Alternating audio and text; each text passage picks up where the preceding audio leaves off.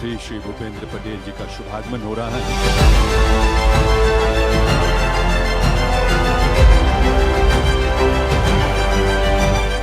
ગુજરાતે તો વિકસિત ગુજરાત માટે 5G ની ગતિ પકડી છે। આ 5G ગુજરાતમાં આપણે સૌ સાથે મળીને વધુ એક G ગુણવત્તાનો જોડીએ।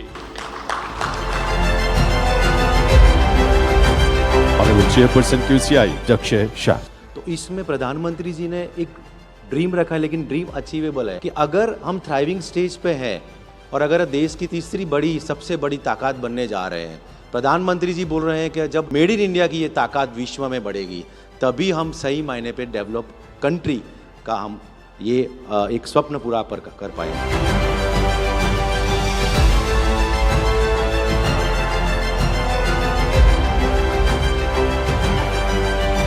આવતા સમયમાં બિલકુલ એશ્યોરન્સ સાથે જક્ષયભાઈ ગુજરાતમાંથી QCIનું નેતૃત્વ કરતા હોય અને જક્ષયભાઈ ગુજરાત પાછળ રહે, ગુજરાત સરકાર પાછળ રહે, આપણને પોસાય નહીં।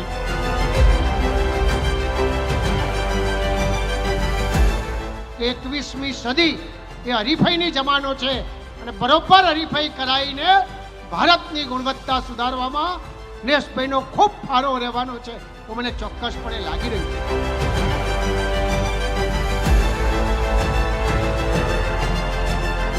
કારણ કે હું સાચી ગુણવત્તા તો હું એને માનું કે મારા ગામડાની કળા અને મારી ગુણવત્તાને જેણે ઓળખી અને મને અહીંયા સુધી બોલાવી।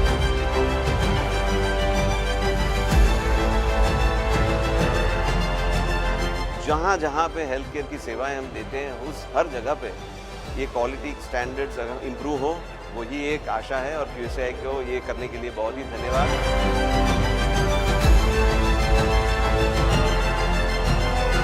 અને આત્મનિર્ભર ભારત થવા માટે સૌથી પહેલા જરૂર છે ક્વોલિટીની। તો each and every stage A quality બહુ જ ઇમ્પોર્ટન્ટ રોલ છે। There I saw what change it made or what kind of change in the perception or entire change management it brought about in the span of government health services.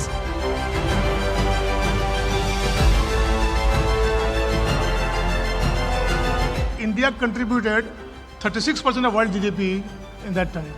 अब हमें focus फिर से करना पड़ेगा quality पे। Now quality is no more a choice, it is a compulsion.